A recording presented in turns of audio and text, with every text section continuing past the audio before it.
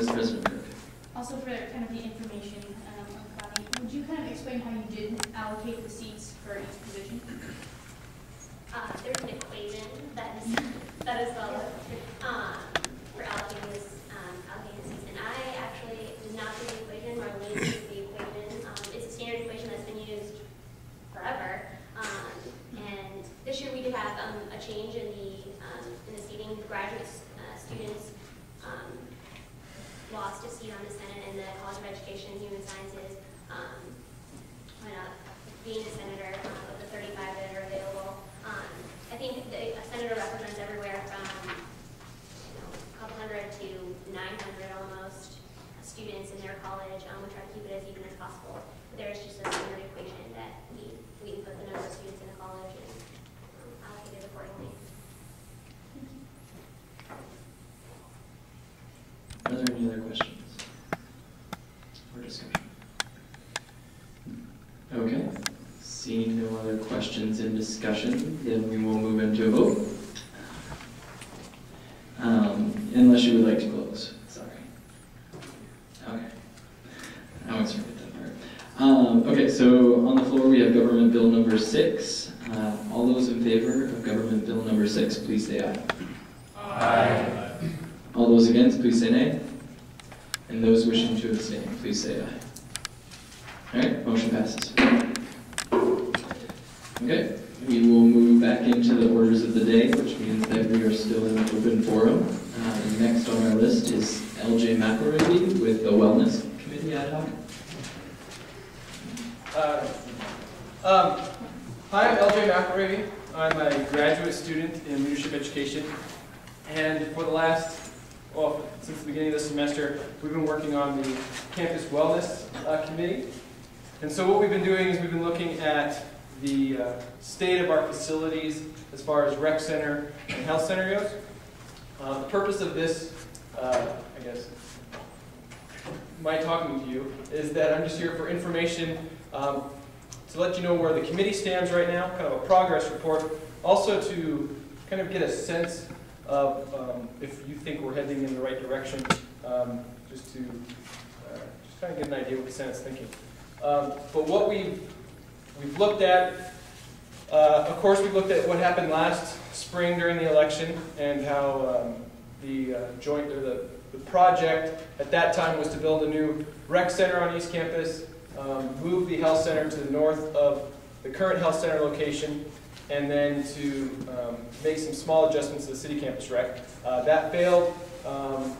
There was 2 questions on the referendum. The first question was, do you like this idea? It was about 65% yes. And then, do you want to pay for this idea? And it was short by 4 votes, whether or not to pass.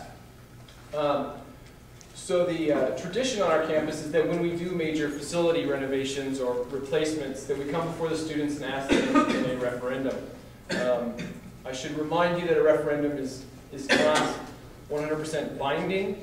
It's a very strong and formal recommendation to the Chancellor and to the Board of Regents of what the students feel. And so that's how we approach it. This semester we've looked at those facilities again. They haven't really gotten any better. The East Campus Rec Center is a year closer to falling down. The health center had some improvements, some minor renovations done to make sure that water stops leaking through the ceiling. But no major renovations have been done. Right now, what we're looking at doing as a potential plan would be to look at putting an East Campus Rec Center, a new East Campus Rec Center, on East Campus. The plan right now, after going to UNO, the committee went to UNO, and we looked at what UNO has done, because they've done a giant renovation with their rec center. And so what they've done is part of their building is up on columns. I call them stilts. And so they're raised above parking, which on our campus we know parking is, even on East Campus, is vital.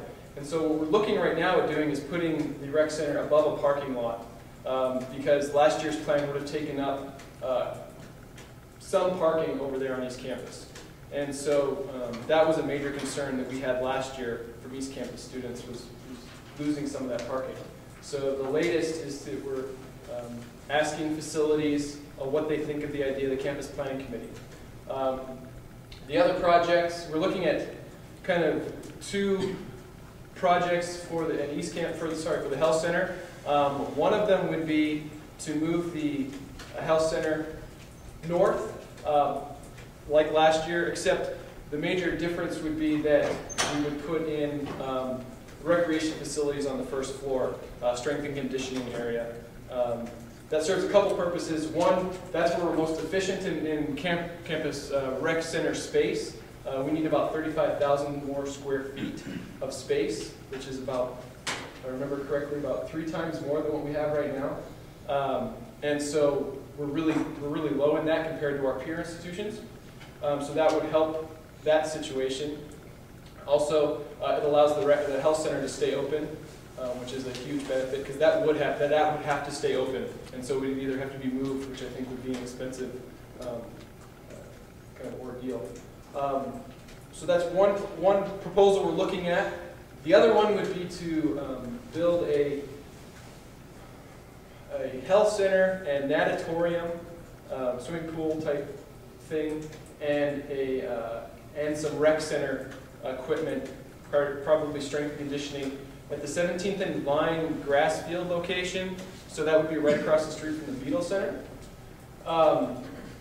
The couple of the things that are, the reason why that project came up is that Maple Leaf Pool just failed, and so they've had consultants come in.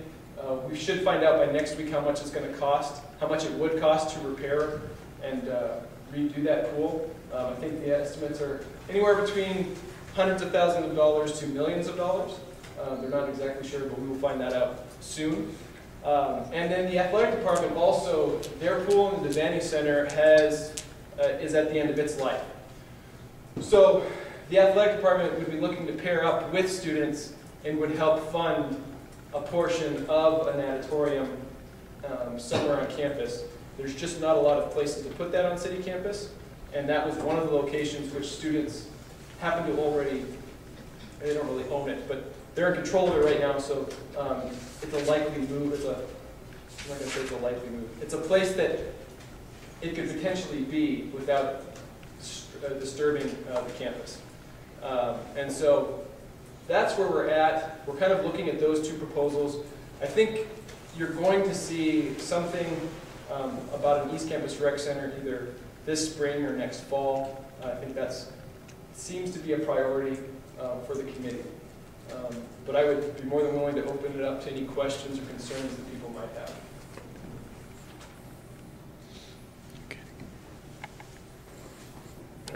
See if you're looking.